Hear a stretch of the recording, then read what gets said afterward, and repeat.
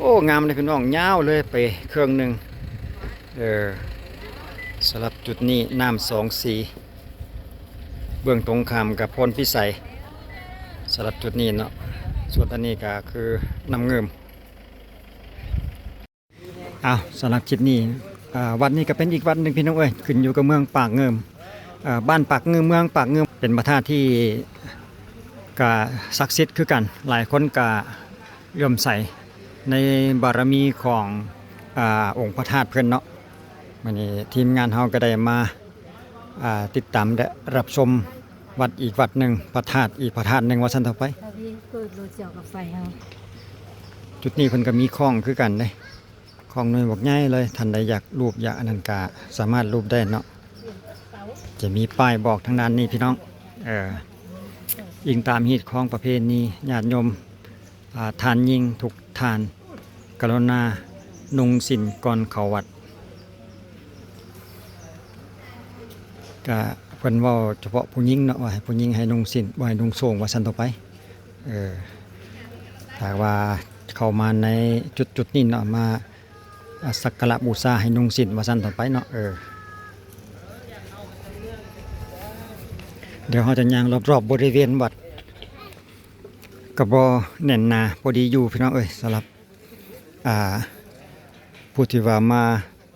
สักการะบูชาหรือขอพรกับบ่ได้หลายกับพอดีไปพอดีมาสำนี้นะก็ผู้ไปผู้มาหั่นล่ะว่าเนาะบ่แม่นสิมีแต่ผู้มาสินะแต่ว่าผู้เมื่อสิก็ส่วนกันจังซี่ก็เฮ็ดให้บ่แออัดสำหรับมาบูชา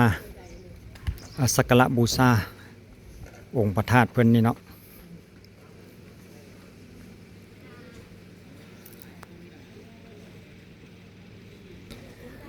สำหรับองค์พระธาตุนี้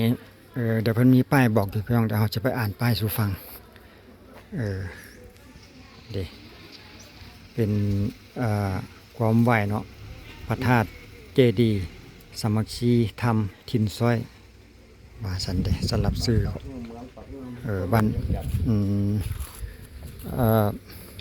เมืองปากเงิมก็ขึ้นอยู่กับแขวงเวียงจันทน์นะพ่อเนาะ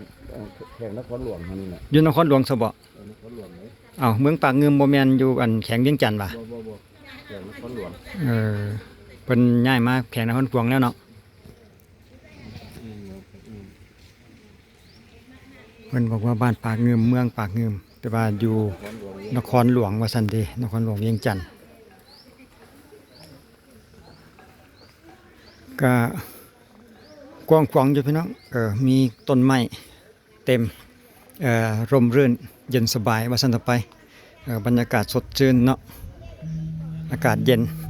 เดี๋ยวเราจะย่างรอบๆบริเวณให้ทุกท่านติดตามรับชมเพราะว่าจุดนี้เพิ่นจะติดกันกับแม่น้ำโขงพี่น้องติดกันกับสายน้ำเงิมว่าซั่นต่อไปมีอันใดแด่เนาะสำหรับภายในวัดเพิ่นเดี๋ยวเราจะพาเบิ่งโอ้ทางด้านหน้าหันมีอันนั้นเดี๋ยวเราจะไปถามเพิ่นอีกทีหนึ่งก่อนพระสุประตกองค์นี้พระเสริมแล้วไปกรุงเทพพระใส่ยุ่นคายนี่อันนี้มัน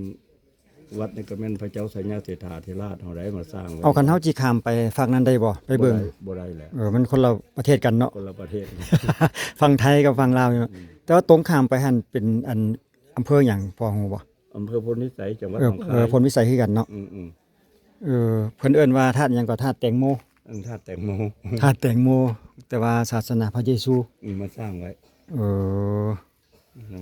ก็อยู่กับอันแคมป์ของคือกันเด้เนาะแคมป์ของเดี๋ยวเราจะไปเบิ่งก่อนขอบใจพอขอบใจโอ้อยู่ไกลพอซุมบ่ถึงดอกคุณว่าพระธาตุหมากโมว่าซั่นเด้ธาตุแตงโมหั่นนะแต่ว่าบ่แม่นพุทธว่าซั่นได้เป็นเกี่ยวกับพระเยซูเพิ่นเฮาเลี้ยวไปริบๆอยู่ฝั่งของฝั่งไทยว่าซั่นเพิ่นเนาะอยู่ฝั่งไทยเป็นโอ้เลี้ยวไปบ่ไกลๆบ่เห็นดอกพี่น้องเดี๋ยวเราจะใช้ซุ่มเบิ่งก่อนน้อยหนึ่งขนาดเลี้ยวไว้ไกลเนี่ยเห็นเด่นชัดอยู่เขาเลี้ยวด้วยตาเปล่านี่นะธาตุยังกับพ้นว่าธาตุหมอกโมขึ้นอยู่กับอำเภอพลพิสัยเนาะจังหวัดหนองคายได้แต่ซ้ำนี่แหละโอ้ ก็เลี้ยวเห็นไปก็เด่นๆอยู่เด้เฮาเลี้ยวข้ามแม่น้ำโขงก็เด่นๆอยู่ดอกมีรูปเก่าหลายสิ่งหลายอย่างน่าสนใจสำหรับพระธาตุทางบ้านปากเงิมนี่เนาะส่วนอยู่ทางอันด้านข้างของพระธาตุนี่ก็มีสิมเนาะ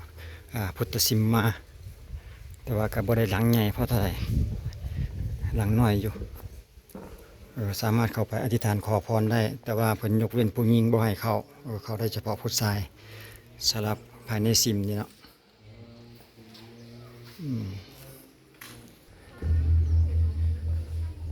ก็มีกุฏิของ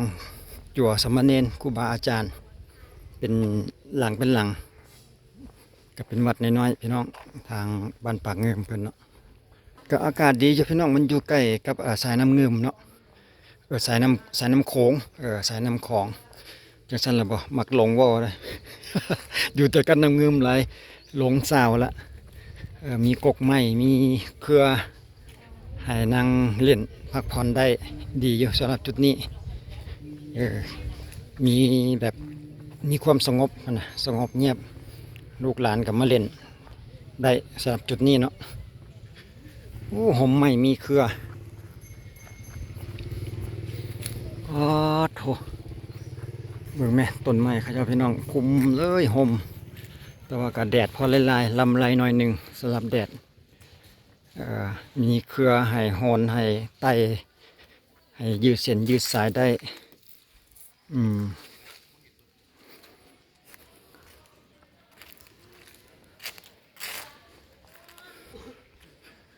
ผู้ไปผู้มากระลายอยู่พี่น้องบ่แม่นน้อยเลยสำหรับจุดนี้เนาะเป็นสถานที่สักการะบูชาอธิษฐานขอพรสารพระธาตุทินซอยของเพิ่น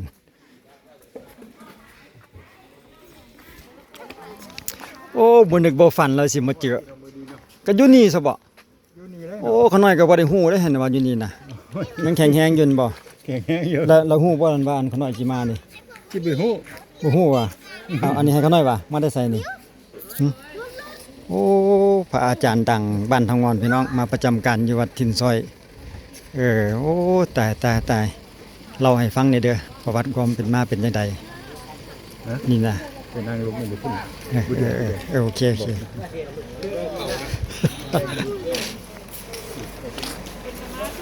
พระอาจารย์เฉียดทางงอนพอดีมาเจอเพิ่น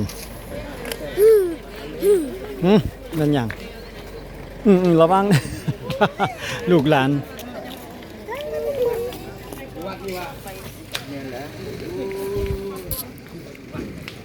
มาจากทางงอนเฮากะ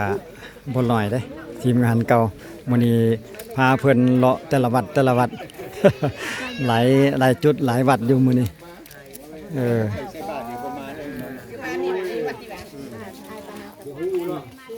อยู่วัดอยู่พุ่นผู้เอาควายพุ่นว่า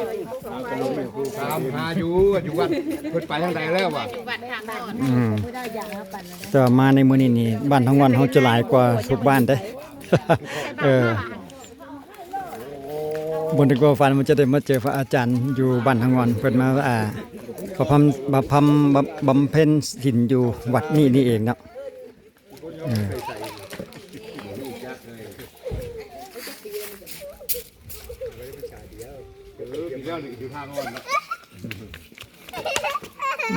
โอ้เย็นดีถือใจแล้วลูกหลานมานำแบบจริงนี่มันเงียบสงบดีพี่น้องวัดของเพิ่นนี่เนาะ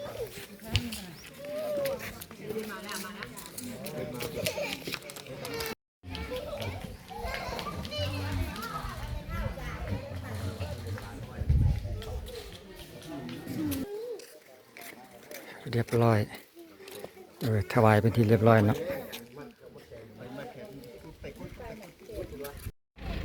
หลังจากนั้นเรามาต่อกันที่จุดที่ว่าเป็นน้ำ2-4พี่น้องอยู่ที่อยู่ปากเงิมระหว่างน้ำเงิมไหลลงสู่แม่น้ำโขงเนาะก็เลยเฮ็ดให้มันเป็น2-4น้ำเงิมจะออกดำๆออกใสๆเด้แต่ว่าน้ำคลองนี่จะขุ่นๆก็เลยเฮ็ดให้มันเป็น2-4 จะเป็นลักษณะนี้จะได้มา มีสาวนมเยาวชนหนุ่มสาวมาเล่นมาเบิ่งคือกันรู้สึกว่าจะมีทางเผาโมงแดเห็นเป็นหนึ่งชุดเผาโมงอยู่เนาะในจุดนี้เดี๋ยวเราจะต่อไปอีกจากน้อยหนึ่งว่าทางด้านในอันนี้อันใดบ่อันนี้ก็เป็นอีกวัดหนึ่งคือกัน